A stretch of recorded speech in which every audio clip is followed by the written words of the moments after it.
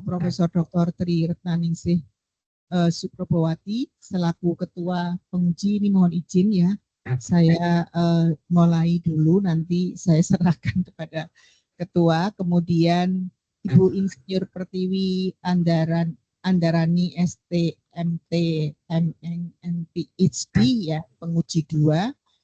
Dr. Engineering Mariono STMT ini nggak hadir, belum hadir. Kemudian yang diuji ini Mbak Riana Adiaksari ya. Selamat siang dan salam sehat untuk kita semua. Pada siang hari ini kita akan menguji saudari Riana ya, dengan judul tesis adalah Local Wisdom Trihita Karana dalam pencegahan pencemaran pabrik pengolahan rumput laut. Ini tinjauannya dari perspektif kebijakan hukum lingkungan dan studi kasus kemarin di lepas pantai Jumpai Bali. Nah, sebelum diuji silahkan Saudari Riana untuk menyampaikan pokok-pokok pikirannya ya terkait dengan penelitian dalam tesis ini selama berapa Pak? 20 menit ya, 20 menit. Monggo silahkan. Siap, terima kasih. Kami aturkan kepada Prof. Dr. Lita Pristia Adil Istiawardani SHM HUM untuk berkenan hadir menguji kami di sini. Dan selaku pembimbing kami yang pertama, kemudian terima kasih untuk Profesor Dr. Tri Retnaningsih Suprabowati MPPSC untuk kehadirannya menjadi ketua dalam pengujian tesis kami. Kemudian yang ketiga, terima kasih kepada Insinyur Pertiwi Andarani STMT PhD IPP untuk kesediaan waktunya menguji kami, dan kepada Dr. Eng Mariono STMT yang nanti akan menyusul. Baik, kami akan mempresentasikan hasil penelitian kami mengenai local wisdom Trihita Karana dalam pencegahan pencemaran pabrik pengolahan rumput laut, tinjauan dari perspektif kebijakan hukum lingkungan. Nah, abstrak kami, mohon maaf ini agak error.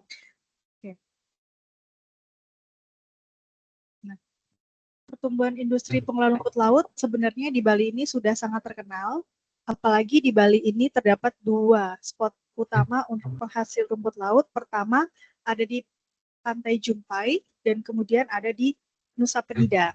Nah, pengelolaan rumput laut ini berpusat di Pantai Jumpai, sehingga di pantai ini banyak sekali kegiatan masyarakat selain dari rumput laut, juga kegiatan-kegiatan adat lainnya.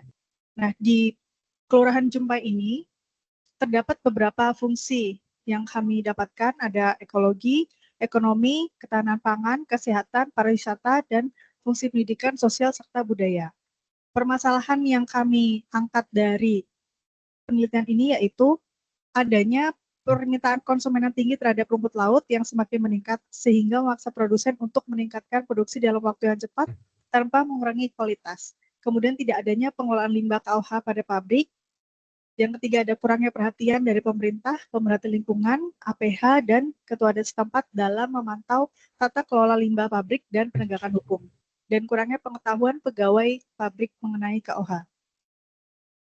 Nah, kemudian untuk tujuannya yaitu yang pertama menganalisis kualitas air limbah pembangunan pemprosesan pengolahan rumput laut di lepas pantai Jumpai. Kemudian yang kedua menganalisis peran local wisdom Trihita Karana dalam pencegahan pencemaran pabrik.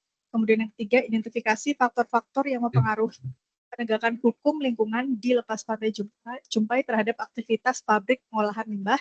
Kemudian yang keempat menganalisis pandangan kebijakan hukum lingkungan terhadap falsafah Trihita Karana.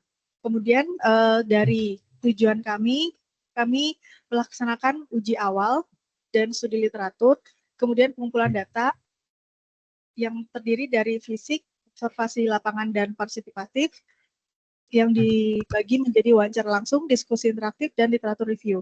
Kemudian ada juga direct data mengenai data lokasi, parameter kualitas lingkungan, sampel limbah cair, dan vegetasi lingkungan. Nah, untuk datanya kita juga mengukur kualitas lingkungan, pH, suhu, BOD, dan COD, kemudian kondisi lingkungan, baik itu cuaca dan fenomena yang terjadi, dan ada penguji laboratorium seperti KOH, BOD, COD, TSS, dan amoniak. Kemudian hasilnya dianalisis, dan hasilnya akan kami lampirkan sebagai berikut.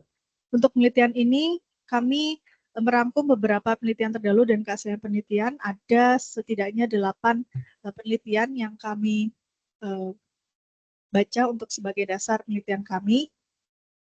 Dan untuk metodologinya, yang pertama kami membaca dari beberapa literatur, baik itu jurnal,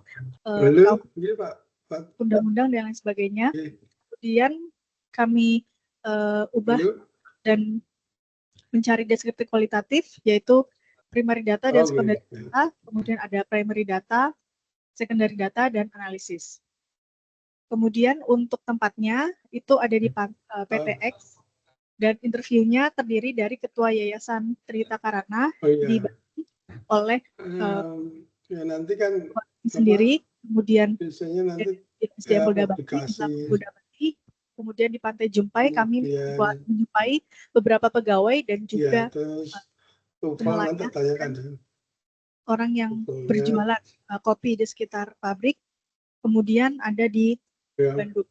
Nah, kemudian berikut kami lampirkan lokasi penelitian. Untuk yang lokasi pertama, ini letaknya ada di bawah, di atas Pulau Nusa Penida. Jadi ketika rumput laut panen di sini, nanti langsung diangkut ke Pantai Jumpai untuk diproses dan diolah di PTX. Kemudian untuk di sini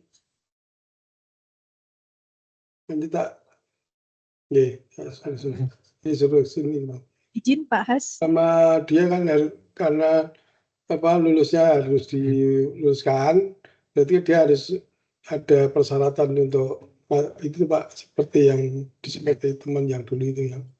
Tapi sampai sekarang belum bayar itu. Sudah, aku yang belum tahu. Maksudnya Pak Fuad sudah menyampaikan belum? Oh belum. Oh maksudnya dia takutnya menjaga gitu. Dia tahu. Ya udah.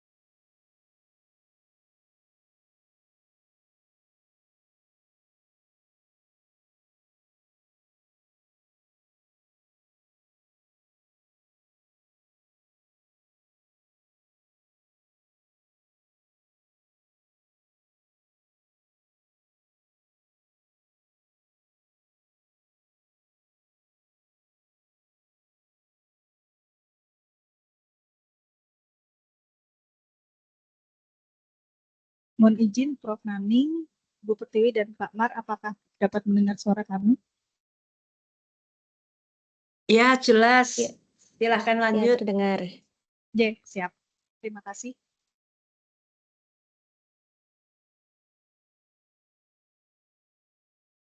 Baik, kami lanjutkan kembali. Di pabrik pengolahan rumput laut PTX terdapat 3 tempat utama. Pertama, tempat pengolahan dari rumput laut yang ada di kotak warna kuning paling bawah di sisi selatan. Kemudian di sisi utara yang kotak biru itu ada para spot yang kedua. Jadi yang pertama itu yang berwarna merah di tengah, kemudian yang para spot itu yang kedua ada di atas. Nah, fungsi dari para spot ini ketika rumput laut sudah selesai diproses di PTX, nanti kemudian didiskusikan di para 1 dan 2 untuk dilakukan proses penjemuran. Kemudian untuk hasilnya yang pertama, karakteristik dan kualitas air limbah pabrik pengolahan rumput laut, terdapat beberapa hal yang kami temukan, yaitu berdasarkan baku mutu air limbah bagi usaha dan atau kegiatan pengolahan rumput laut dari Negara Hidup 2008, disimpulkan bahwasannya untuk pH di jam 1 dan jam 4 sore, kami mengambil 2 waktu karena di sini adalah proses pencucian itu berlangsung, itu di atas kadar maksimum untuk pH-nya. Kemudian untuk BOD di jam 13 WITA itu masih di bawah standar atau kadar maksimum, tetapi hampir mendekati kadar maksimum. Sedangkan di jam 4 sore itu melebihi kadar maksimum berdasarkan SNI. Kemudian untuk COD sendiri di jam 1 masih di bawah kadar maksimum, tetapi di jam 4 itu sudah melebihi sekitar 290 mg per liter. Sedangkan untuk TSS untuk jam 1 masih di bawah kadar maksimum 100, hasilnya 61. Kemudian untuk jam 4, 259 mg per liter. Untuk amonia sendiri, hasilnya masih di bawah kadar maksimum. Nah, kemudian dengan menggunakan alat XCSRF, kami menemukan beberapa elemen terkait proses pengolahan rumput laut. Untuk yang pertama, ada konsentrasi ppm itu terdapat elemen C dan K itu yang tertinggi daripada elemen-elemen lainnya yang kami temukan di limbah. Jam 1 berwarna biru dan jam 4 di berwarna hijau. Kemudian yang elemen kedua ada jumlah yang terhitungnya, yaitu tertinggi ada BR35, K19, dan NI28. Kemudian berikut reaksi yang digunakan, reaksi yang terdapat ketika rumput laut itu mengalami pencucian menggunakan KOH. Yaitu pertama ada namanya hidrolisis basah, yaitu kandungan ester dalam rumput laut ketika ditambah KOH akan menjadi garam kalium dan alkohol. Nah, ini mungkin yang mengakibatkan untuk limbah yang keluar dari dalam pabrik itu terdeteksi kaliumnya tinggi sekali dan juga terdapat busa-busa. Bisa jadi itu ada kandungan alkoholnya.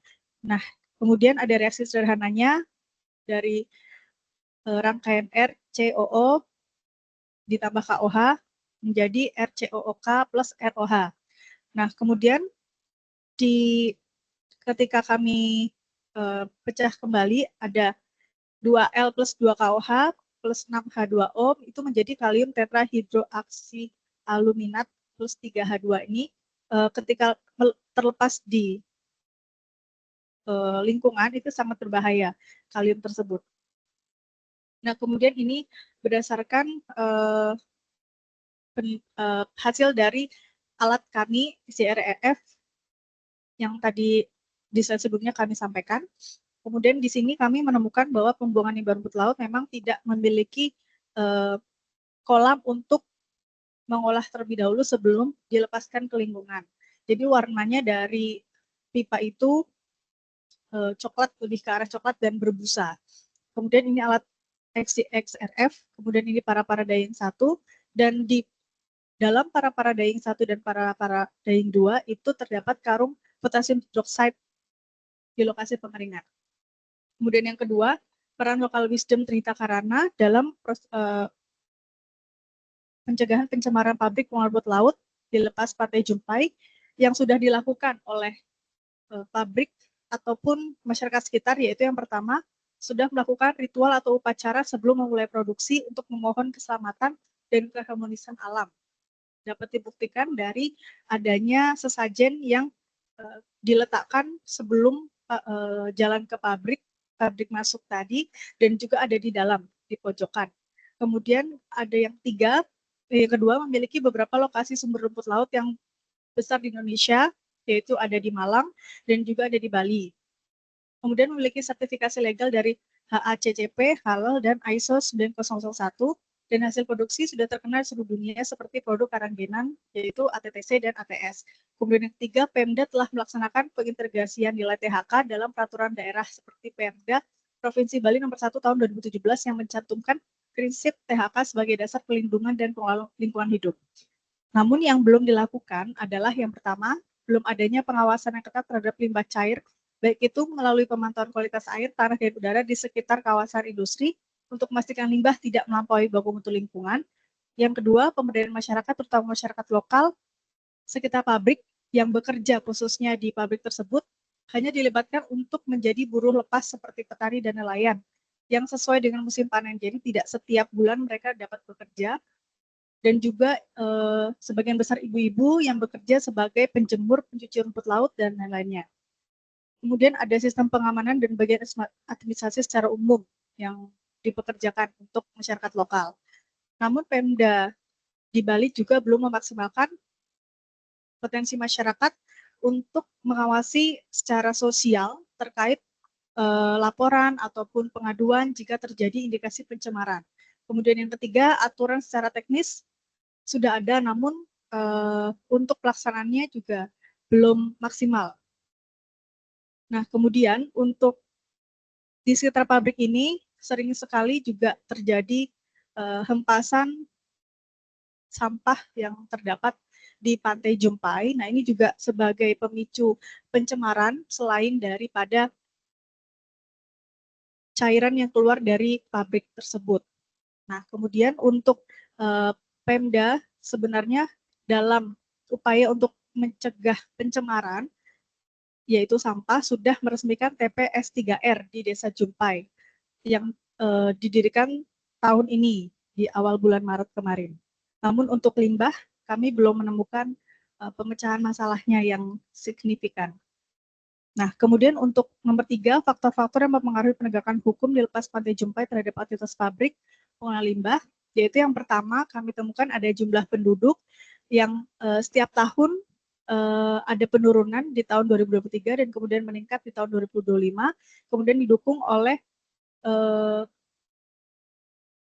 patriarki di sana yang mana laki-laki yang harus didengarkan ataupun perempuan yang tidak memiliki suara yang lebih ketika musyawarah di desa, sehingga ketika ada keluhan ataupun ada masukan, kemungkinan tidak memiliki power yang cukup. Kemudian untuk di bagian penegak hukum, contohnya di kepolisian sendiri, jumlah PNPP pegawai negeri pada Polri di Polres Klungkung dalam 5 tahun terakhir itu terdeteksi tidak sesuai dengan DSP. DSP-nya yaitu 823 personil, namun di tahun 2025 hanya sebesar 604 saja personil. Nah, di sini ada beberapa rincian daripada DSP setiap polsek dan konsentrasi kita ke Polsek Klungkung. Tipe polseknya yaitu urban. Urban ini berarti artinya adalah konsentrasinya bukan kepada pencemaran, tetapi lebih kepada permasalahan sosial masyarakat, yaitu tindakan kriminal dan lain sebagainya. Kemudian untuk DSP-nya sendiri di Polsek Klungkung harusnya 105 personil, untuk yang Polri 40 dan PNS 1. Tapi jumlah realnya hanya 41, yaitu 40 polisi dan 1 PNS. Kemudian ketika kita mendalami lebih dalam lagi untuk penanganan proses pencemaran lingkungan yang ditangani oleh Bitlafor Polda Bali sendiri, dari tahun 2020 itu tidak ada sampai tahun 2025. Nah, ini menjadi konsentrasi kenapa salah satu data pencemaran di Bali itu tidak ada selama 5 tahun terakhir.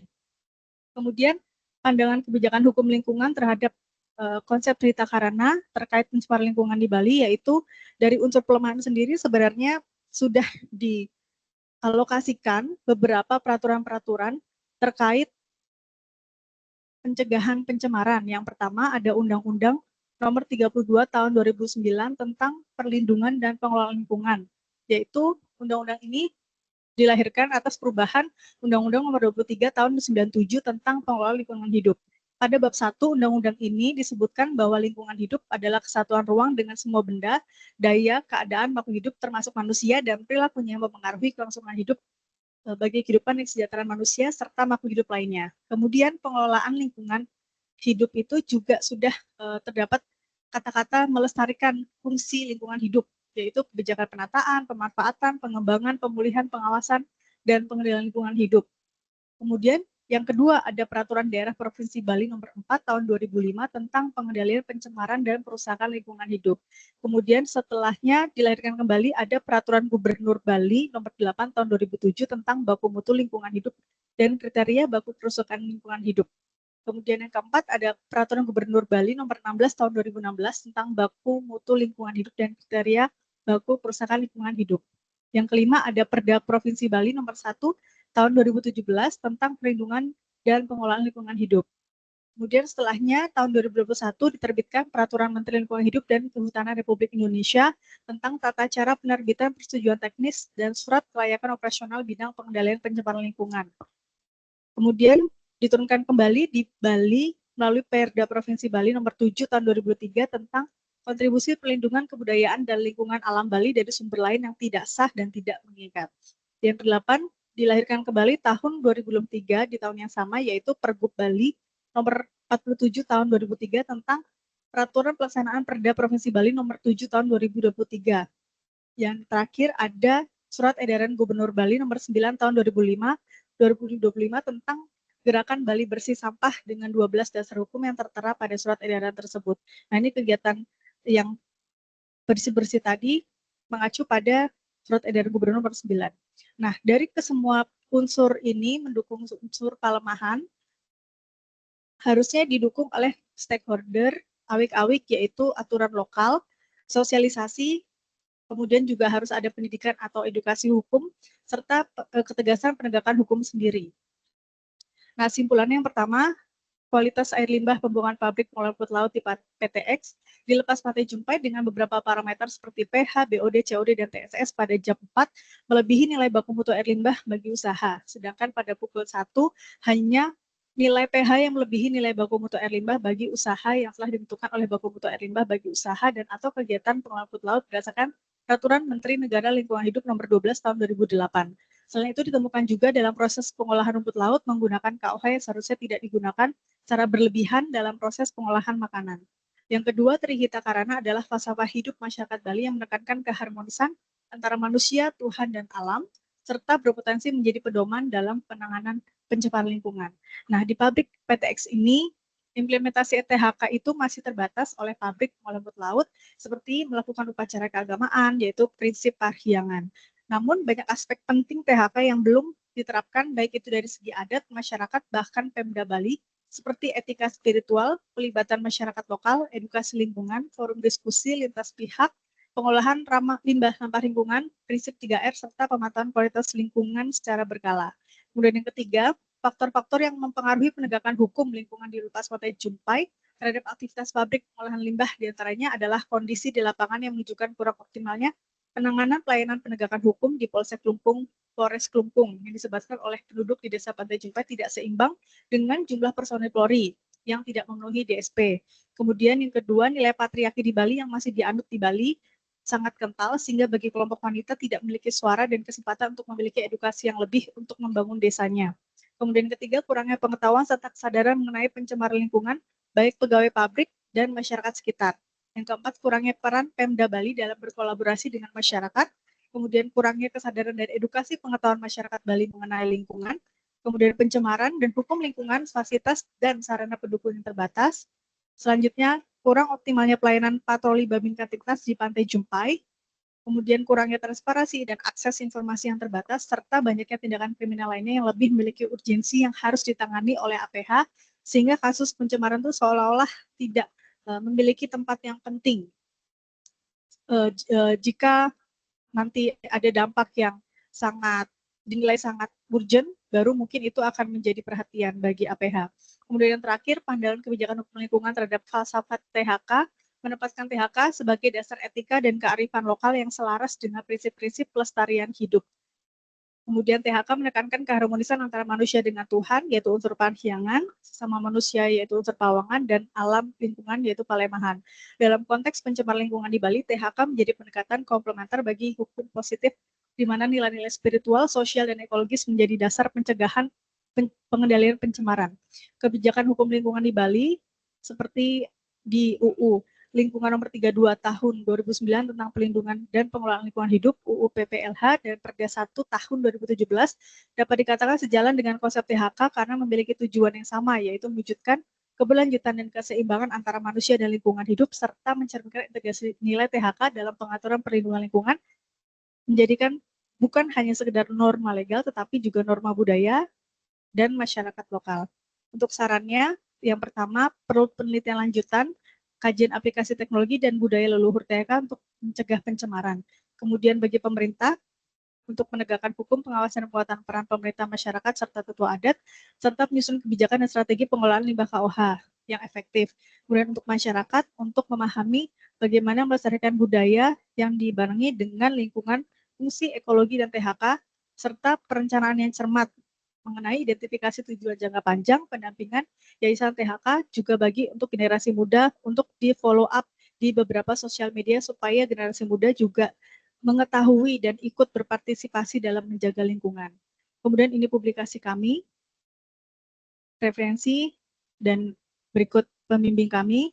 Sekian dan terima kasih. Mohon saran dan masukan, Prof. Terima kasih. Ya, terima kasih Saudara Riana. Karena ini Bu Prof Naning sudah ada, saya serahkan kembali ke Prof Naning untuk memimpin. Mohon maaf tadi kita untuk mendahului, jadi saya Pak Bos saja. Ya, monggo Prof. Nggak apa-apa Prof Lita, karena biar efisien dan efektif, karena saya pindah-pindah ini ceritanya dari sejak pagi kejar tayang ujian begitu. Terima kasih. Baik, Assalamualaikum warahmatullahi wabarakatuh. Yang saya hormati tentu saja Prof Lita selaku pembimbing pertama dan Dr. Mariono sebagai pembimbing kedua, juga Ibu Pratiwi sebagai penguji barengan dengan saya, dan saya ucapkan selamat kepada Mbak Riana sampai pada titik terakhir ini hari ini, mudah-mudahan lancar ya. Namun kayaknya kok ada yang waktu SHP itu lebihan PPT-nya lebih bagus ya. Kalau yang hari ini kok banyak tulisan gitu, terlalu banyak tulisan gitu sehingga kita membaca menjadi agak sulit begitu ya. Baik, karena saya hari ini ditugaskan penguji, demikian juga para pembimbing nanti juga sebagai penguji Mbak Riana, sehingga hari ini memang final untuk ujian. Nah, dari saya akan mulai, mau yang bagus dulu atau yang kurang bagus? Yang bagus dulu aja ya. Oke. Saya senang dengan topik ini dari sejak proposal dulu itu, karena tesis ini menyoroti isu lingkungan aktual, di mana ada pencemaran yang terjadi di Bali. Sementara Bali terkenal nilai budayanya itu tinggi begitu ya. Minggu lalu saya baru dari Bali seminggu di sana, dan memang nilai budayanya luar biasa begitu ya. Nah, yang menjadi menarik dari penelitian ini biasanya kalau membahas isu pencemaran itu lebih ke arah aspek abiotik, biotik begitu. Tetapi yang fokus utamanya di arah culture itu boleh dikatakan jarang sekali. Ada, tapi biasanya embedded di dalam A dan B begitu ya. Nah, yang ini keunggulan dari tesis Mbak Riana ini kan justru aspek C-nya itu yang coba diunggulkan. Sehingga penekanan fokus kepada kearifan lokal, terutama Trihita Karana, ini sebagai pendekatan dalam pengelolaan lingkungan, sehingga menjadikan tesis ini memiliki akar kontekstual yang kuat dan khas. Tetapi yang masih perlu diingat adalah harus relevansinya di isu global ini harus dimunculkan. Terutama yang menjadi agak lemah hari ini itu kaitannya dengan SDGs.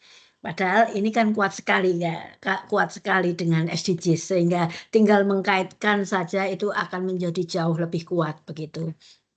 Nah, kemudian pendekatan interdisipliner yang dilakukan ini A-nya itu ada analisis kualitas air tadi sudah dipaparkan, kemudian C-nya ini kan local wisdom yang itu sebenarnya memang menunjukkan arah bahwa memang ini pas di mil begitu ya. Nah, kemudian juga penggunaan data primer dan sekunder.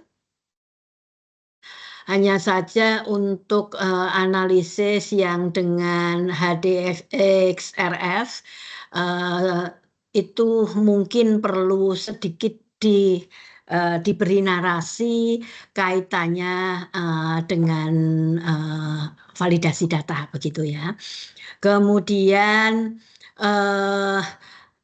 gaya yang diberikan terlepas dari banyaknya typo itu cukup argumentatif dan komunikatif yang memadukan fakta ilmiah, kemudian nilai budaya dan kerangka hukum secara seimbang. Ini yang saya suka.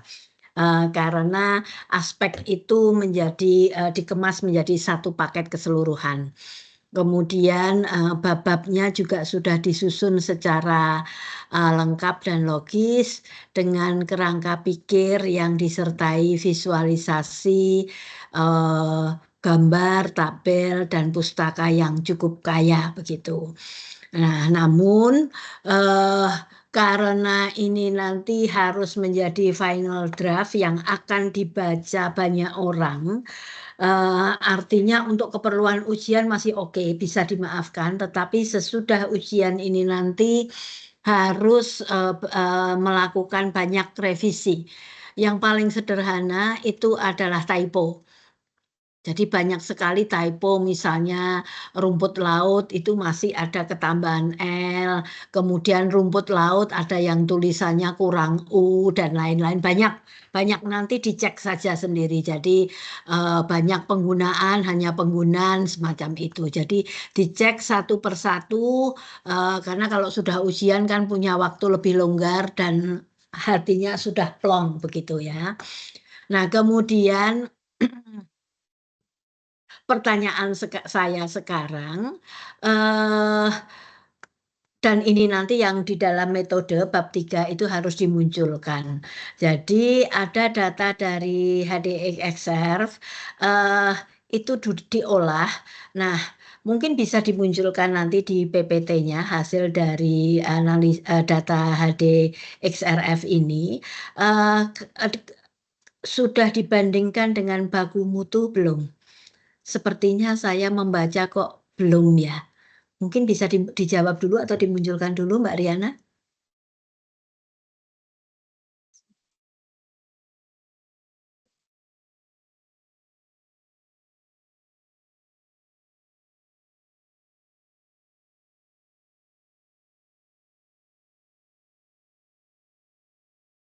Izin Prof, ini yang kami lampirkan hasil dari pengujian Sorry, dengan bisa di-share screen? Belum muncul di sini. share screen siapa?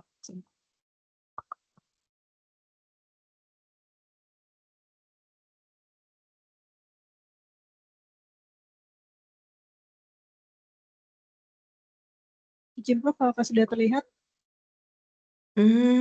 Belum, malah kita ini yang muncul di situ di screen.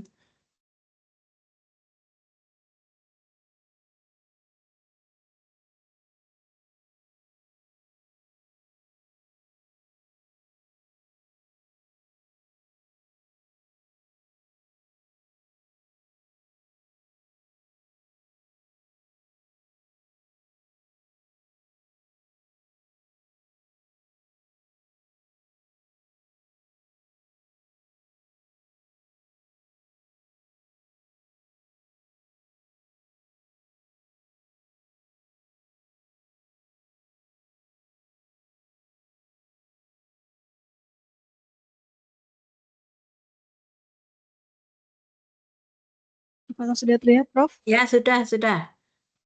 J.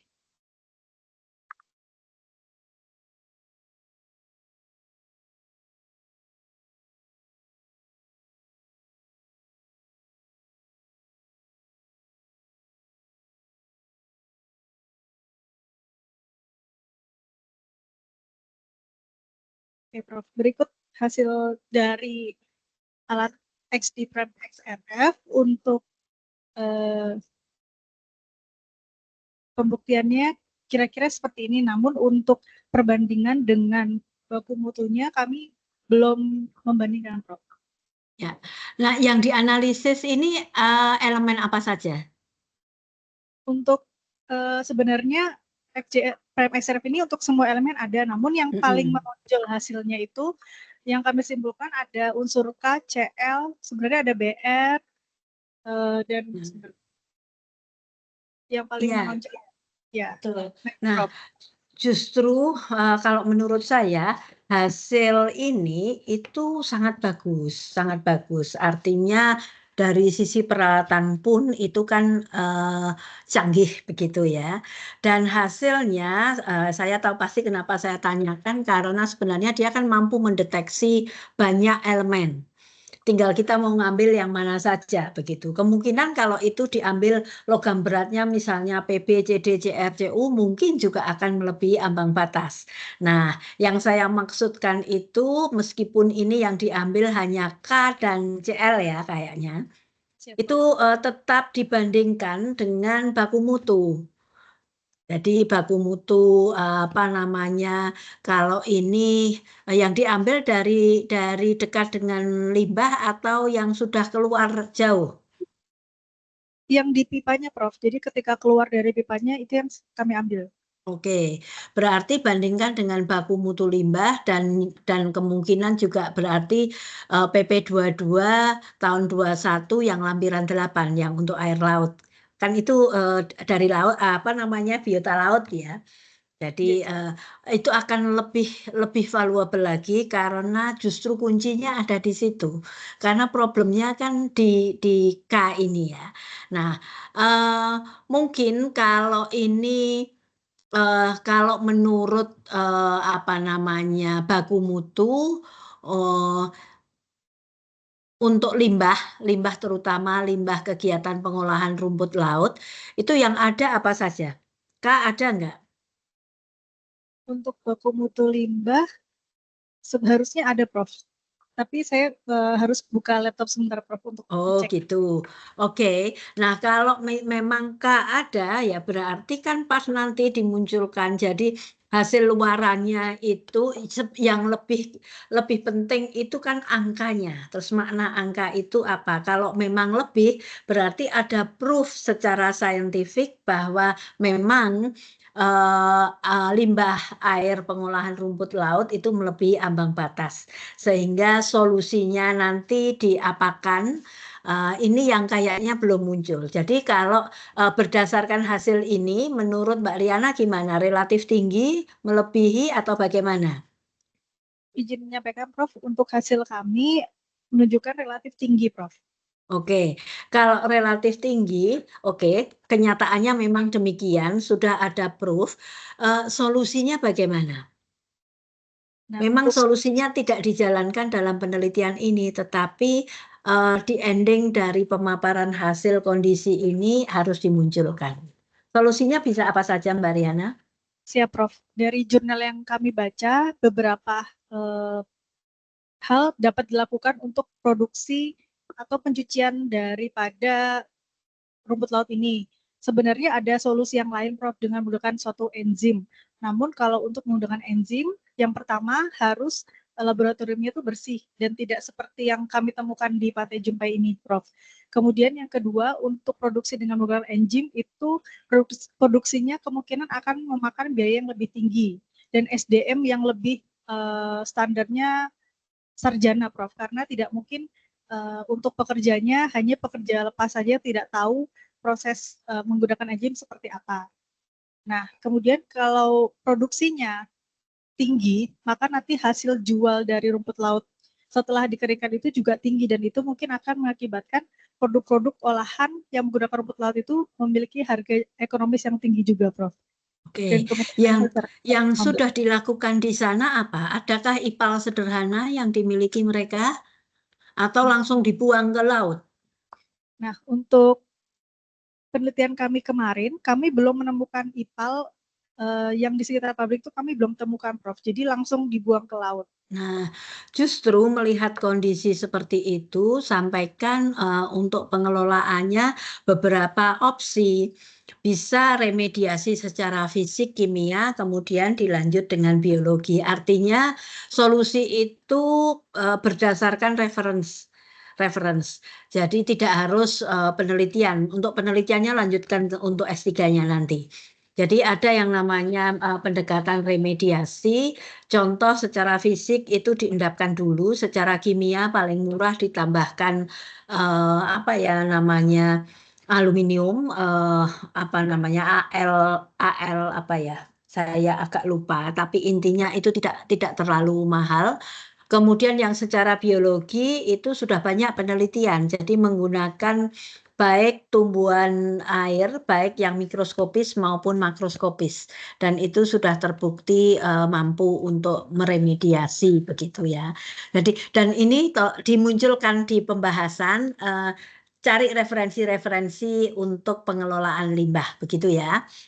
Kemudian kalau ditanya sekarang, saya mau menanyakan ke Mbak Riana untuk keaslian dari penelitian Mbak Riana ini, kalau dibuat pernyataan itu seperti apa? Singkat saja.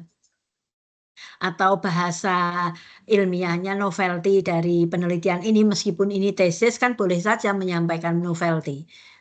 Di mana novelty-nya? Novelty-nya adalah yang pertama, limbah ini ditemukan, bentar Prof. Untuk novelty-nya,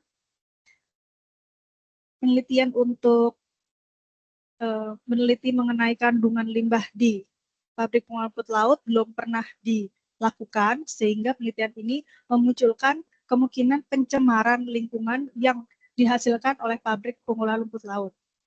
Dan kemudian, apalagi? Ada lagi? Dan kemudian untuk pengolahan rumput laut sendiri yang berdasarkan PHK perlu digaung, sehingga pengolahan rumput laut di PTX itu tidak di kedepannya diharapkan tidak mencemarkan lingkungan. Oke, jadi dalam membuat novelty nanti biar saat S3 nanti membuat novelty-nya bagus ya, digabung secara metodologis dan substantif.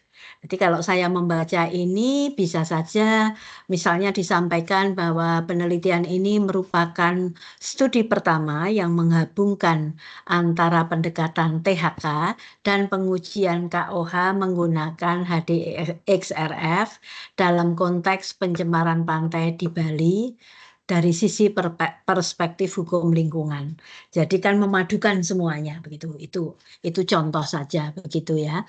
Nah, kemudian saya komentar untuk yang lain-lain, gambar, tabel itu judulnya harus stand alone. Artinya orang membaca itu sudah paham, sudah punya gambaran hasilnya apa, dan tolong dicek juga jangan ada repetisi pengulangan. Ada beberapa repetisi yang sebenarnya itu bisa dihindari begitu ya. Nah, kemudian apa namanya yang mungkin tolong bisa dimunculkan itu ada istilah eco-cultural, jadi ekokultural berarti kalau di Indonesia kan ya, pendekatan ekokultural ini kan ekonya dari aspek ekologi, kulturalnya berbasis lokal tadi, sehingga keunggulan. Jadi ending kalau kita nulis itu harus memunculkan keunggulan dari penelitian yang dilakukan dan keterbatasan penelitian. Itu memang harus di-state. Dan keunggulannya itu juga harus di-state supaya yang menyetir enak, gitu ya. Jadi itu dari saya, mungkin sebelum saya alihkan ke Bu Tiwi, ada yang mau disampaikan, Mbak Riana, silahkan. Siap, Prof. Untuk sementara masukannya kami dokumentasi dulu. Untuk setelah ini akan kami carikan solusi dan alternatif serta tambahan-tambahan yang tadi Profesor sudah memberikan kepada kami. Baik, kita lanjut penguji kedua. Silakan Bu Tiwi. Oke, terima kasih banyak Prof. Naning atas kesempatannya. Mohon izin Prof. Rita dan juga Pak Mariono untuk menguji Mbak Riana. Baik, tadi sudah beberapa dibahas ya oleh Prof. Naning, dan saya setuju ya untuk slide-nya kok sepertinya berubah atau saya lupa yang dulu seperti apa. Jadi memang namanya presentasi kan harus apa namanya mudah dipahami ya, mudah dipahami oleh audiens gitu ya. Kalau misalnya tulisannya banyak gitu ya, nah itu kan pastinya audiens akan kesulitan gitu untuk membaca. Jadi akan jauh lebih baik jika yang ditampilkan di slide itu adalah ya inti-intinya saja. Jadi sebisa mungkin harus padat, singkat, concise gitu ya, dengan tidak mengurangi esensi. Kemudian sebelumnya saya ingin mengkonfirmasi dulu untuk KOH-nya ini yang kemarin itu di dalam karung-karung begitu ya? Iya betul, Ibu. Di Berarti bentuknya apa? Bentuknya padat gitu ya? bentuknya padat. Warna Hmm. putih. Berarti mungkin akan lebih baik jika itu dibuat statement gitu ya. Berarti kan 90%-nya ini adalah kemurnian gitu ya. Nah, takutnya nanti ada misleading gitu ya, dikira itu sudah dalam bentuk larutan gitu ya, larutan dengan konsentrasi 90% gitu. Ini kan beda arti ya. Berarti itu kan tadi bentuknya masih padatan dengan tingkat kemurnian 90%. Kemudian ini untuk laporan tesisnya sudah sebagian besar saya cek dan sudah banyak yang direvisi ya, terutama yang krusial ini mumpung masih di slide ini ya. Nah, ini kan baku mutunya ada ya di sini ya.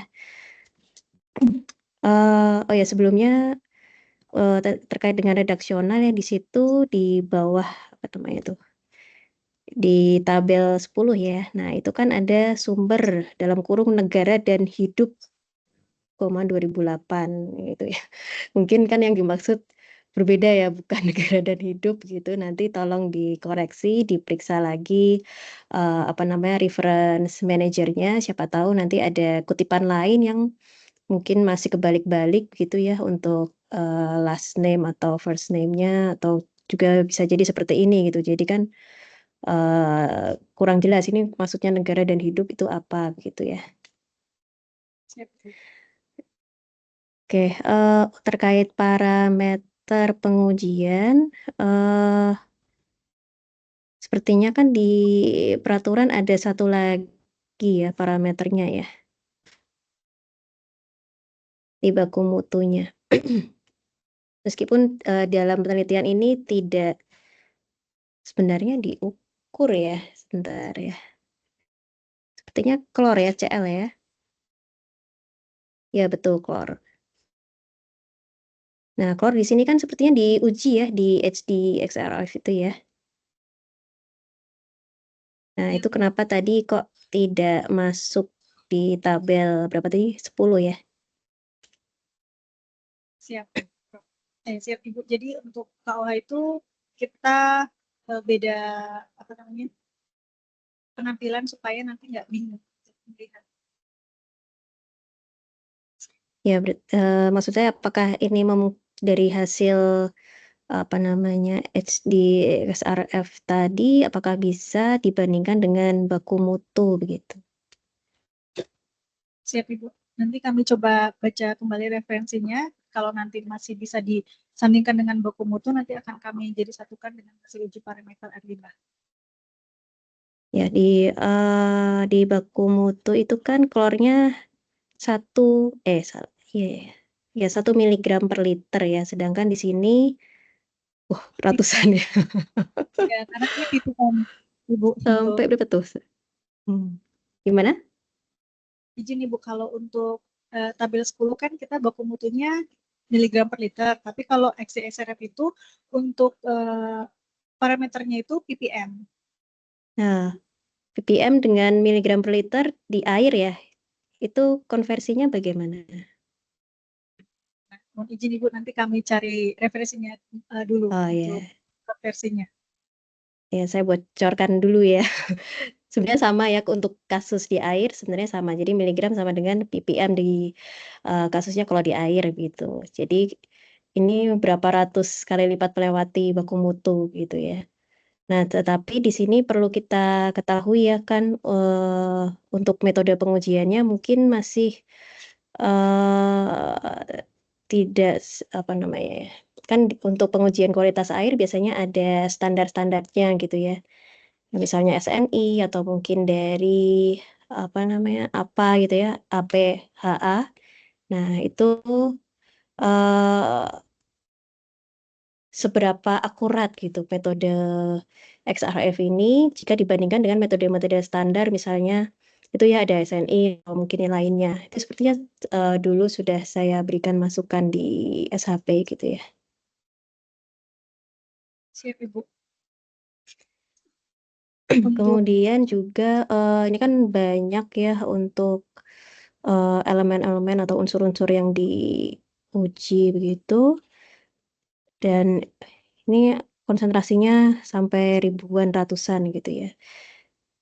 Nah, sebenarnya kalau kalium dan juga klorida itu sendiri kan secara alami ada di perairan, apalagi di perairan laut yang salinitas kadar garamnya tinggi gitu ya. Nah, mungkin akan lebih baik kalau juga dibahas misalnya konsentrasi secara alami terutama di air laut itu seberapa gitu ya. Meskipun mungkin di baku mutu itu tidak ada ya untuk kalium dan klor itu ya. Nah, nanti tapi saya yakin kalau garam itu kan konsentrasinya cukup tinggi ya, relatif tinggi daripada tentunya air tawar gitu. Jadi nanti dibandingkannya tentunya dengan air laut. Karena ini kan nanti muaranya ke laut kan ya. Iya, Ibu. Siap.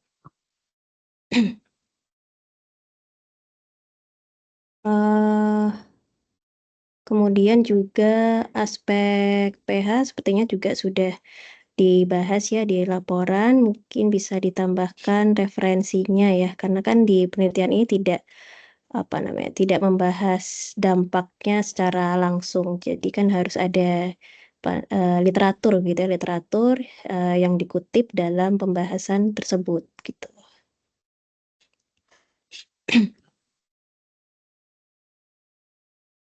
Kemudian ini mungkin masih ada aspek kimia gitu. Karena ini membahas pH ya, pH yang secara drastis bisa jadi berubah karena ini tadi konsentrasinya tinggi mungkin ya KOH-nya. Nah, sebenarnya kalau pH itu kan masuk ke misal ke badan air atau ke air laut itu tidak langsung berubah gitu pH-nya. Nah, itu ada namanya alkalinitas. Nah, alkalinitas kalau di laut itu seperti apa gitu. Jadi nanti bisa dibahas gitu ya dampaknya apakah memang tidak bisa dibendung nih karena sudah apa tadi ratusan ribuan gitu ya konsentrasi mungkin ion OH-nya masuk sehingga alkalinitasnya tidak mampu membendung gitu sehingga nanti terjadi perubahan pH. Di sini pH apa namanya air laut tidak diuji ya. Siap Ibu. Tidak Ibu. Khusus yang limbah saja. Baik, nanti bisa dibahas ya namanya itu kemampuan penyangga ya atau buffer capacity. Nah, salah satunya itu ada alkalinitas ya, ada alkalinitas, ada asiditas gitu ya. Yang mempengaruhi yang apa ibaratnya seperti melindungi gitu, melindungi air dari perubahan mendadak sehingga nanti organismenya itu tidak kaget gitu, kaget dalam tanda kutip. Nah, tetapi kalau misalnya konsentrasinya tadi sangat amat ekstrim gitu ya. Nah, itu bisa jadi dampaknya seperti yang sudah Mbak Riana tuliskan. Nah, tetapi kan masih ada apa namanya tadi bariernya terlebih dahulu gitu ya sebelum masuk ke dampak gitu ya. Siap. juga untuk pariwisata, ini kan untuk pariwisata juga ya sepertinya ya. Siap Ibu. Jadi di pantai itu banyak sekali kegiatan masyarakat selain adat yaitu upacara-upacara, kemudian juga ada olahraga, paralyangan sama pemancingan. Surfing juga ada, sering dijadikan tempat untuk lomba surfing mancanegara. Kalau demikian, apakah sudah dimasukkan untuk dampak ke pariwisata gitu? Untuk Misalnya dampak ke ya kesehatan masyarakatnya, misalnya jadi wisatawannya bisa mengalami iritasi kulit atau bahkan mata gitu ya, apalagi kalau perubahannya sangat drastis gitu ya. Untuk di efluen dari air limbahnya, itu apakah dekat dengan aktivitas wisatawan ya? dekat sekali Ibu. Jadi Oh, dekat sekali ya? siap. Yang kita lihat di sini untuk lubang pembuangannya itu kan dibatasi oleh karung, mungkin supaya airnya lebih langsung menuju ke laut. Sedangkan untuk aktivitasnya itu langsung di pasir hitam itu Ibu. Jadi seperti tidak ada batasan, hanya saja untuk batasan itu ketinggiannya saja dari pipanya atau pabrik ke apa namanya bibir pantainya. Hanya itu saja yang membatasi. Dekat sekali. Oke, berarti bisa jadi mungkin sudah ada dampak tapi belum apa namanya teridentifikasi begitu ya. Nah, mungkin bisa dilanjutkan di S3. eh Kemudian ini kan tadi sudah banyak ya dibahas peran-perannya THK, keterkaitannya dengan hukum lingkungan dan juga praktek-praktek di sana. Nah, menurut Mbak Riana sendiri, bagaimana agar masyarakat gitu ya, ini sepertinya kalau sudah ditulis, saya mohon maaf ya, sepertinya belum terbaca gitu ya. Bagaimana agar masyarakat itu bisa secara aktif gitu ya untuk memberikan misal laporan gitu ya, laporan, oh ini nih ada pencemaran, sudah terjadi dampak gitu ya. Nah, misalnya kalau misalnya kemudian buktinya apa yang kira-kira masyarakat itu memungkinkan untuk bisa dibuat kemudian bisa dilaporkan.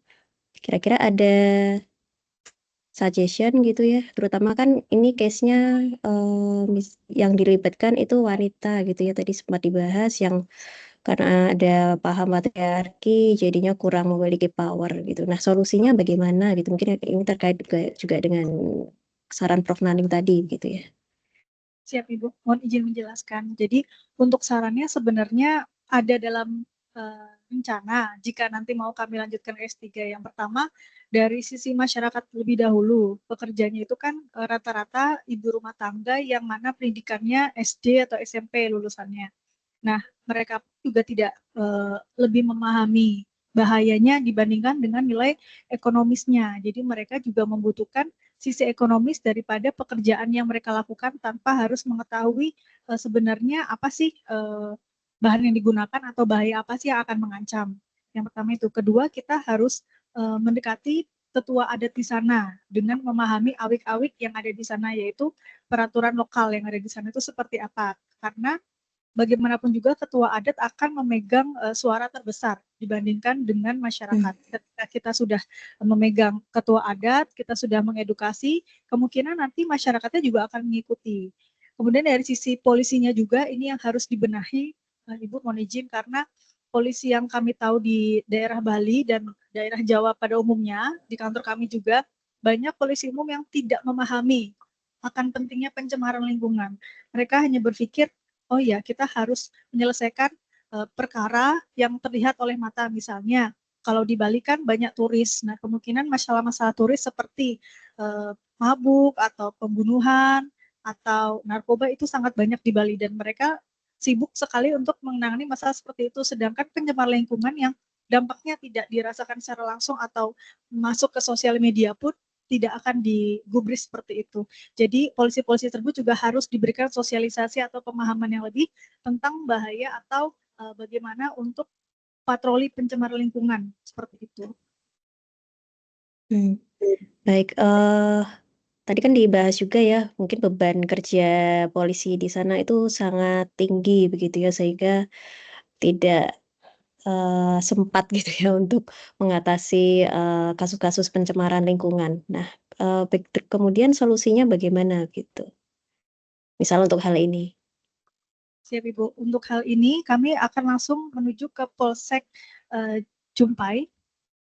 Jadi kami harus selidiki dulu secara lebih dalam apa saja yang selama ini mereka temukan di lapangan, karena yang kami tangkap dari polisi di sana itu, terutama di Polsek Jumpai itu, mereka memang waktu itu ada pencemaran, tapi bukan pencemaran limbah pabrik ini, yaitu pencemaran daripada sampah-sampah yang hanyut terbawa air laut. Nah, seperti misalnya sampah plastik ataupun kayu-kayu yang waktu itu banyak sekali. Jadi waktu kami penelitian ini memang di sekitar pabrik itu banyak sekali sampah. Nah, dari sampah tersebut mereka dapat laporan dari masyarakat, kemudian baru polisi bisa bergerak. Selama tidak ada laporan dari masyarakat, kami juga tidak ada dasar untuk melakukan kegiatan melayani masyarakat seperti itu, Ibu. Baik, menarik ya karena Bali kan jadi sorotan dunia juga begitu ya, dan banyak juga mungkin gerakan-gerakan apa namanya NGO gitu ya, terutama menyoroti sampah-sampah plastik gitu ya, karena kan kebetulan penelitian saya juga banyak fokus di situ gitu, dan memang saya sempat melihat gitu ya ada berita memang betul-betul harus dirangkul gitu, terutama pemerintahnya baru mereka mau bergerak gitu. Ibaratnya kadang harus viral dulu atau mungkin harus dibuktikan nih, tentunya tidak semua salah pemerintah gitu ya, tentunya masyarakat dan juga produsernya ya. Jadi misalnya ini pabriknya itu ya, pabrik dari pengguna produk plastik tadi, misalnya air minum dalam kemasan, nah itu juga harus ditindak ya, apalagi sekarang kan seharusnya sudah diterapkan ya untuk EPR gitu. Baik, mungkin itu saja ya sedikit masukan dari saya. Saya kembalikan ke Prof. Naning. Terima kasih. Siap, terima kasih Ibu atas saran dan masukan. Ya, semangat Mbak. Baik, Bu Tiwi, terima kasih untuk pertanyaan dan masukannya. Kita lanjut, Pak Mariono, dipersilahkan.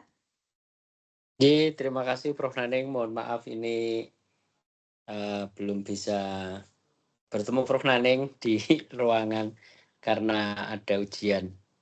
Juga di S1 yang bareng gitu.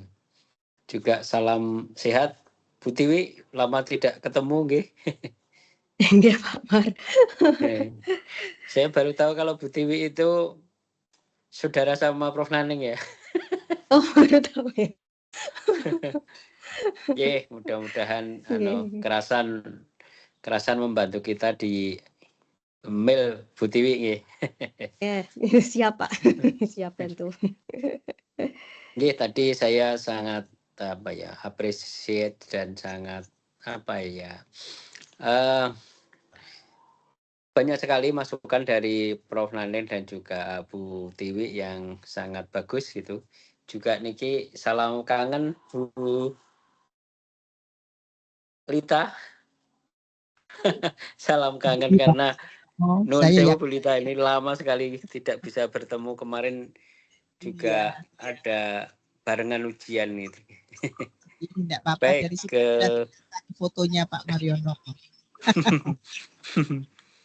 Baik, Mbak Rihana, pertanyaan saya adalah sebenarnya bagaimana kesulitan dalam praktek-praktek yang mungkin pernah Mbak Rihana temukan dan juga dilakukan pada saat tesis ini, apa yang menyebabkan pemeriksaan kualitas air itu mungkin tidak terlalu kuat gitu kalau di kita, termasuk di lokasi studi Mbak Rihana itu, masalahnya apa yang kira-kira bisa Mbak Rihana temukan? Saya mohon izin menjelaskan Bapak. Jadi yang pertama, sebenarnya tidak ada rasa cinta ya, tapi ketika meneliti ini, terus kami berdiskusi dengan masyarakat lokal, ternyata kita ini manusia harus memberikan salah satu hal yang baik bagi manusia lainnya.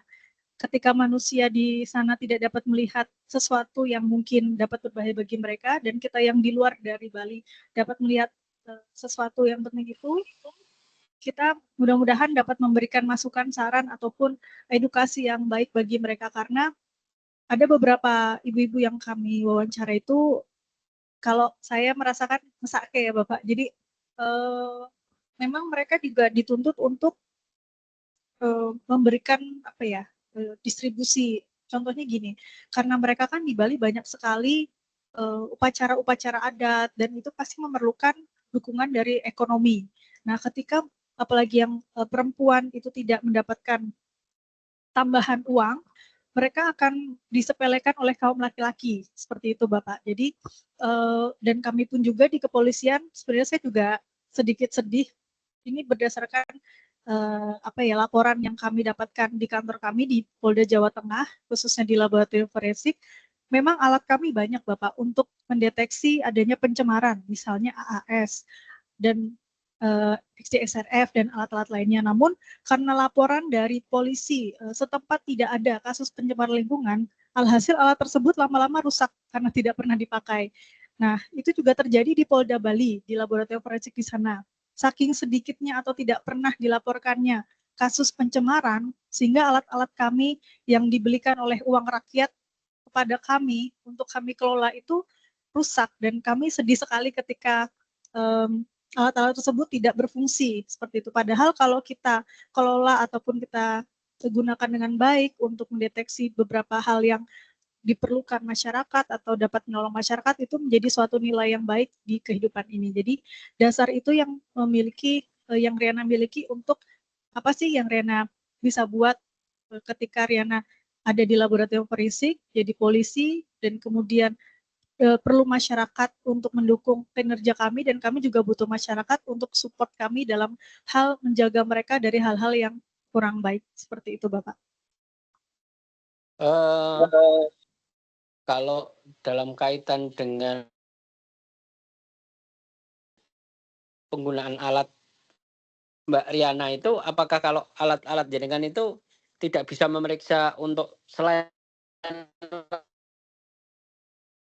Izin Bapak, untuk selain apa ya, tadi agak sinyalnya.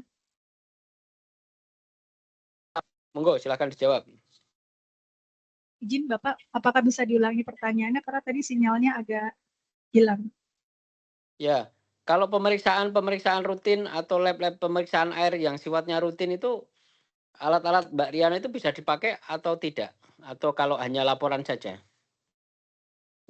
Karena kasus kami banyak Bapak, jadi kalau untuk pencemaran ini kan ada di Subdit Kimia dan Biologi Forensik. Khususnya nanti kalau ada pencemaran di ranah kimia, nanti bisa kami laksanakan pemeriksaan. Tapi harus, kalau kami kan laboratorium forensik, jadi harus ada dasar laporan polisi dan surat permohonan dari polisian setempat. Kalau tidak ada, maka kami tidak bisa melakukan penelitian ataupun penggunaan alat tersebut. Kecuali misalnya untuk kepentingan akademisi. Ada beberapa universitas dan mahasiswa dari Jawa Tengah, dari Jogja, untuk pergi ke tempat kami untuk membantu kami dalam mengungkap kasus itu ada, atau mereka membutuhkan alat untuk penelitian mereka, kami dapat memfasilitasi. Tapi tidak semua apa ya, pencemaran dapat kami lakukan karena alat kami pun juga terbatas. Seperti itu, Bapak. Baik.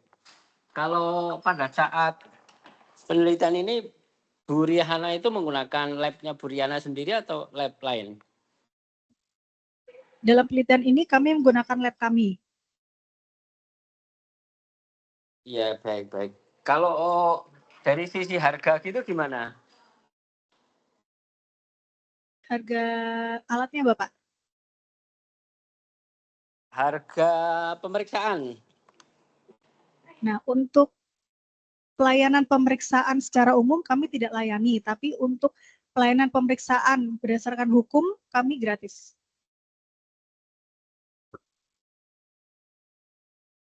Baik. Kemudian pembelajaran apa yang Mbak Riana dapatkan dari penelitian ini?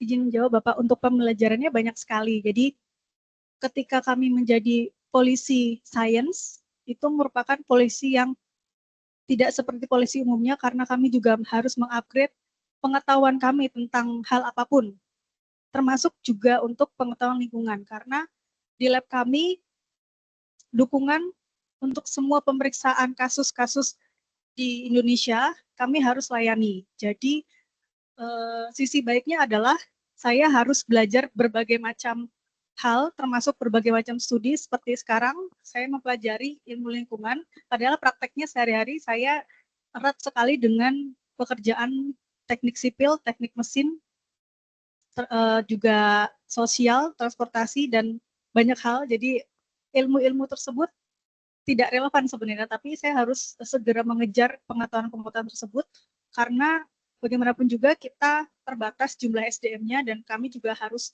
dapat melayani masyarakat dengan maksimal. Dan kami juga banyak mengenal hal-hal baru di Bali, khususnya karena kami sendiri juga bukan berasal asli dari Bali, dan di Bali itu banyak sekali adat, ciri-ciri orang yang banyak sekali antara orang kota dengan orang pegunungan, dengan orang pantai itu beda sekali. Kemudian cara komunikasinya pun juga berbeda, jadi kami belajar juga serta mempelajari, mendalami agama-agama yang ada di Indonesia itu membutuhkan banyak effort, dan salah satu keberuntungan dari penelitiannya adalah Riana bisa belajar banyak di sana dengan ketua adat, orang-orang asli Bali, dan juga masyarakat sekitar.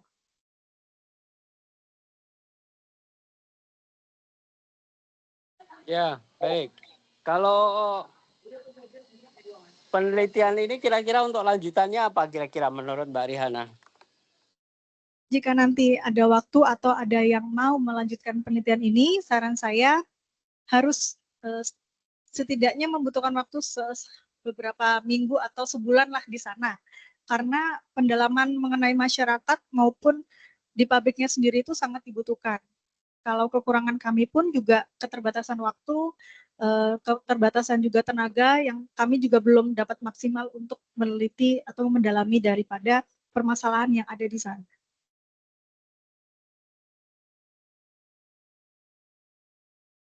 Baik, terima kasih, Dr. Suwon. Dari kami sampun Prof. Naning, waktu dan tempat kami kembalikan. Terima kasih Pak Mariono. Sekarang kita sampai ke gongnya. Dipersilahkan Prof. Lita. Ya, ini ilmunya yang paling beda ini.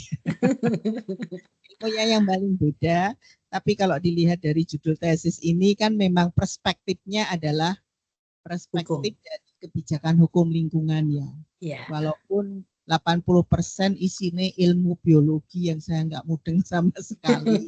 Gitu, ya. Jadi harus ada keseimbangan ini pembahasannya ya antara ilmunya ya kaitannya, karena tinjauannya dari perspektif kebijakan hukum. Setelah saya lihat kebijakan hukumnya itu cuma 2 lembar. Ini kan nggak adil banget ya dari bobotnya seperti itu. Jadi ini perlu apalagi pembimbingnya orang hukum kan gitu ya. Jadi ini, dan 2 dari tujuan penelitiannya itu kaitannya dengan kebijakan hukum ya, gitu. 1 persoalan penegakan hukum, dan yang kedua adalah pandangan kebijakan hukum lingkungan kan begitu ya Mbak Riana. Jadi ada beberapa hal yang ingin saya tanyakan tadi terkait dengan persoalan penegakan hukum ya. Kalau tidak salah kemarin pada waktu SHP sudah saya berikan masukan ya terkait dengan faktor-faktor yang mempengaruhi penegakan hukum. Karena yang dilihat di sini, faktor yang mempengaruhi penegakan hukum itu hanya faktor-faktor yang terkait internal saja. Dan itu terkait juga sumber daya. Padahal sumber daya itu yang dilihat cuma personilnya, dalam hal ini adalah polisi. Ya. Jadi polisi sendiri juga tidak berdaya. Ya. Apalagi tadi dikatakan ya kalau nggak ada laporan ya tak tindak lanjutin. Nah selama ini kalau sudah kemudian melakukan satu penelitian misalnya dari penelitiannya itu menimbulkan satu hasil yang menunjukkan bahwa terjadi pencemaran dengan melihat bahwa ini iya sesuai kalau dari normanya itu kan intinya pencemaran itu ukurannya adalah melebihi baku mutu atau enggak. Saya nggak tahu hasilnya, tapi hasilnya itu kan ternyata ya ada pencemaran. Nah, kemudian tindakan apa yang dilakukan. Nah ini kan seberapa jauh sebetulnya polisi dari pihak yang ada di lingkungan mana tadi ke kabupaten mana tadi Mbak? Ya, Klungkung lebih Polres apa tadi yang ya itu apa yang dilakukan ya? Karena saya yakin polisi ini kalau nggak ada ahli-ahli kayak Mbak Riana ini orang ngerti apa-apa ya, apalagi di kurikulum akpolnya itu hukum lingkungan dicoret ya. Terus piye kalau kayak gitu ya, makanya terus perlu nih ahli-ahli lain nih di gitu. Jadi ini baru dilihat pada persoalan personil. Padahal kalau faktor yang mempengaruhi penegakan hukum secara internal itu adalah kualitas lembaga penegakan hukum. Seperti apa sih kualitasnya? Nggak cuma polisi, polisinya, hakimnya, jaksanya kan begitu. Itu kan. Kemudian sumber daya itu personilnya itu aja tadi terbatas. Itu baru personil dari sisi polisi. Belum lagi penyidik yang PNS ya dari dinas lingkungan. Belum lagi kita bilang sudah personilnya terbatas, anggarannya terbatas kan gitu. Teknologinya pas-pasan. Wah, wis bubar kabeh ini persoalan penegakan hukum lingkungan. Jadi kayak apa negara kita kan begitu. Nah, ini menurut saya nanti perlu dimunculkan ya di dalam saran misalnya seperti itu. Ya, kita jangan sampai ketinggalan ke persoalan teknologi. Itu penting. Tadi polisi aja teknologinya pas-pasan tadi sudah disampaikan oleh Mbak Riana kan begitu ya. Personilnya bagus ya. Oh, ini ada Mbak Riana dan teman-teman. Tapi teknologinya pas-pasan, Bu. Saya tidak bisa maksimal untuk menentukan apakah satu lokasi itu melakukan pencemarannya, karena undang-undang lingkungan itu yang diutamakan adalah persoalan pencemarannya kan yang kelihatan seperti itu, menentukan itu untuk menentukan baku mutu. Saya membayangkan ada teknologi canggih yang begitu diteliti cepat, keluarnya cepat gitu loh ya, sehingga sudah bisa nih untuk menjerat para pengusaha-pengusaha itu. Nah, kemudian ini kan dari faktor internalnya, belum ya di eksternal.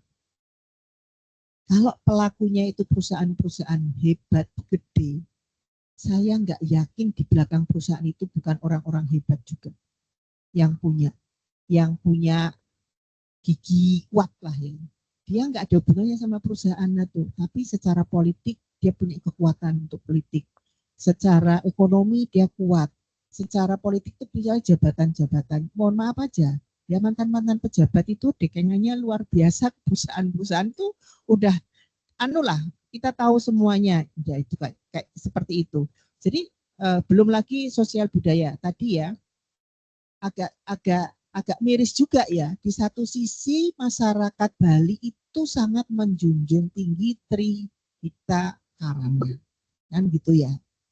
Tapi kalau kita lihat dari hasil penelitiannya Mbak Riana, ternyata juga pencemarannya positif di perusahaan itu. Kemudian tidak bisa berbuat apa-apa. Nah, terus fungsi daripada kekuatan local wisdom-nya itu kan jadi ya, jadi berkurang. Apalagi ditambah masyarakatnya. Ya, masyarakat, saya yakin masyarakat Bali itu yang sesungguhnya itu dia sangat-sangat memperhatikan persoalan alam, hanya karena faktor-faktor di luar dia saja itu yang mengakibatkan dia tidak bisa berbuat banyak. Nah, kekuatan-kekuatan di luar itu yang kemudian tidak bisa berbuat banyak.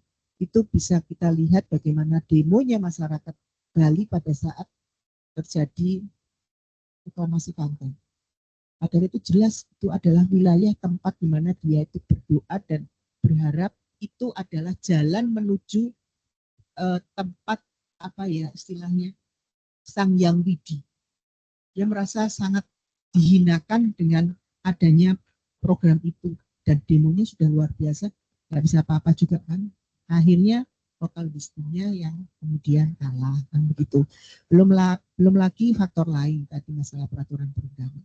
Nah, ini mestinya di sini ya kalau kita lihat pada persoalan kebijakannya, itu kan implementasi dari tadi kan dikatakan ini sudah sesuai.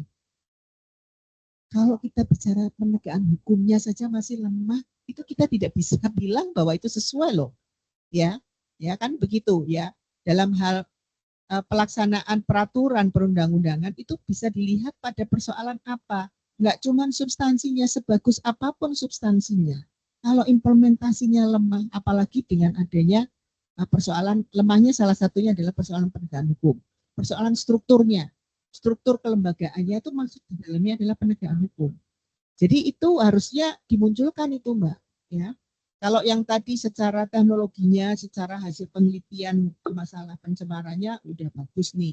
Tadi kan banyak masukan dari Prof. Naning maupun Bu Dr. Pertiwi maupun Pak Mariono seperti itu itu untuk mendukung, sangat mendukung karena disitulah sebetulnya pembuktiannya kan begitu. Tapi bagaimana kemudian setelah pembuktian itu mau apa gitu loh. Jangan sampai berhenti di pembuktian tapi pada waktu dinaikkan ke tingkat penyidikan, penyelidikan kemudian hukumnya berhenti di situ. Kan berarti secara implementasinya kenapa begitu? Oh, struktur kelembagaannya lemah. Di mana? Di kepolisiannya, di kejaksaannya, di PPNS-nya, di sosial masyarakatnya. Karena desakan masyarakat itu pengaruhnya luar biasa, apalagi sekarang. Ya dengan media sosial aja orang bisa goyah. Nah, apalagi ini masyarakat Bali yang dia sendiri yang punya wilayah ini. Dia harus punya kekuatan yang besar, bisa mengalahkan kekuatan yang lainnya seperti itu. Itu dari aspek itu. Sehingga kebijakan-kebijakan yang muncul juga dari pemerintah daerah juga harusnya mendukung seperti ini. Jangan kalah kan gitu. Walaupun faktanya yaitu tadi, ya faktor-faktor eksternalnya itu luar biasa kekuatannya kan begitu. Tapi kalau sehingga apa ya, local wisdomnya itu betul-betul bisa mendukung ya persoalan penegakan hukum. Saya kira itu perlu nanti ditambahkan. Coba sekarang komentarnya gimana, Mbak? Walaupun kemarin bilang Bu, saya tuh penegakan hukumnya, masalah kebijakan hukumnya masih lemah gitu. Nggak tunggu-tunggu, nggak datang-datang, datangnya jadwal ujian. Ya sudah, ya itu sehingga saya tidak bisa memberikan banyak masukan ini. Coba gimana Mbak? Nanti kita cuman ini menurut saya kajiannya secara hukumnya ini masih kurang ya, belum nanti ditambahkan juga seperti itu karena yang diambil itu punyanya Pak Suryono Sukanto ya ukurannya penegakan hukumnya misalnya penegakan hukum ya Suryono Sukanto. Kemudian bagaimana kebijakan pemerintah daerah sendiri ya, kaitannya dengan bagaimana pelaksanaan perdanya. Dia banyak nyusun perda, nyusun pergub diganti, tetapi efektif nggak sih dalam implementasinya? Berpengaruh apa enggak? Toh akhirnya pencemaran tetap jalan, kan begitu ya. Ya itu. Nah, ini kan cukup berbahaya. Apalagi nanti kalau belum lagi tadi Bu Dokter Pertiwi menyatakan kondisi pariwisata. Ya, jadi orang-orang saya nggak ngerti ya orang-orang asing itu kalau datang ke Bali seenaknya. Padahal mereka di negaranya tertib-tertib. Begitu lihat ke Bali, Bali nggak tertib. Akhirnya dia jadi nggak tertib seenaknya juga.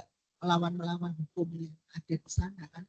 Jadi kita merasa terhinakan dengan kondisi yang seperti itu. Nah itu polisi juga salah satu unsur yang sebetulnya mampu juga untuk melakukan penegakan hukum. Di sektor manapun lah ya, termasuk lalu lintas kan kacau. Yang bikin kacau kan mereka orang-orang barat itu, turis-turis asing itu seenaknya kan gitu ya, itu salah satunya. Ya, coba kasih komentar dulu Mbak Riana untuk hal ini. Baik Prof, terima kasih Prof. Jadi mohon izin kami menyampaikan sebenarnya bukan pendapat ya Prof, ini sebenarnya terjadi di lapangan. Jadi pekerjaan kami itu memang bukan seperti penyidik pada umumnya karena laboratorium forensik di Perkaba nomor 1 tahun 2022 dan Perpol nomor 9 tahun 2010 adalah sebagai bantuan teknis pemeriksaan, yaitu kita sebagai pendukung penyidik sebenarnya. Jadi untuk yang memajukan perkara tersebut sampai nanti ke pengadilan adalah penyidik. Bagian kami adalah membuktikan apakah laporan dari penyidik yang sampai ke kami itu benar atau tidak. Nah, dasarnya yaitu kenapa saya mengambil ini karena saya mau belajar tentang lingkungan tersebut tuh bagaimana salah satu untuk screening cepat, kemudian memberikan hasil yang tepat dan cepat itu seperti apa. Nah, salah satunya yang kami lakukan ini, Prof. Jadi yang kebetulan ada pabrik yang menggunakan KOH dan kami bagaimana cara menentukan metode yang setidaknya cepat, tepat, dan bisa digunakan untuk screening awal. Nah, dari sini nanti harusnya kami akan mensoundingkan ke penyidik di Bali, yaitu Polsek Klungkung, untuk nanti mereka mendalami kembali karena mereka lah yang memiliki wilayah. Karena kami kan di Polda Jawa Tengah itu berbeda dengan di Bali. Nah, di Bali pun juga kami mungkin ada beberapa upacara atau apapun yang istilahnya kalau kami mau melakukan A harus mengikuti adatnya mereka. Nah, itu yang belum kami dalami sehingga membutuhkan teman-teman dari wilayah Bali juga untuk mereka mensupport data ini seperti itu, Prof. Jadi untuk nanti penelitian-penelitian maupun pencemaran lainnya mungkin nanti akan kami support dari bidang sains. Nanti untuk lapangannya kami serahkan ke mereka. Ya itu bagus ya, itu memang tugas Mbak Riana di situ kan gitu, karena kan belum banyak ya polisi-polisi itu, dan ada yang seperti Mbak Riana kan tidak di semua, mungkin di semua Polda ada, tapi tidak di semua di Polda itu apa Mbak, Polres atau apa ya, seperti itu maksudnya di tingkat kabupaten kota. Tapi kaitannya dengan disertasi ini, perspektifnya Mbak Riana itu kebijakan hukum. Jadi itu juga harus muncul di sini gitu loh. Seperti apa? Kalau memang ternyata dari hasil kemarin hasilnya, loh kok ternyata kok ya di lapangan melihat ada kelemahan-kelemahan dari aspeknya ya, persoalan penegakan hukum ya disampaikan gitu loh. Ya, jadi menyampaikan hasil penelitian dalam aspek ilmunya Mbak Diana, tetapi juga dari aspek kebijakan hukumnya itu kan harus muncul. Ada kelemahan apa selama ini kan begitu ya?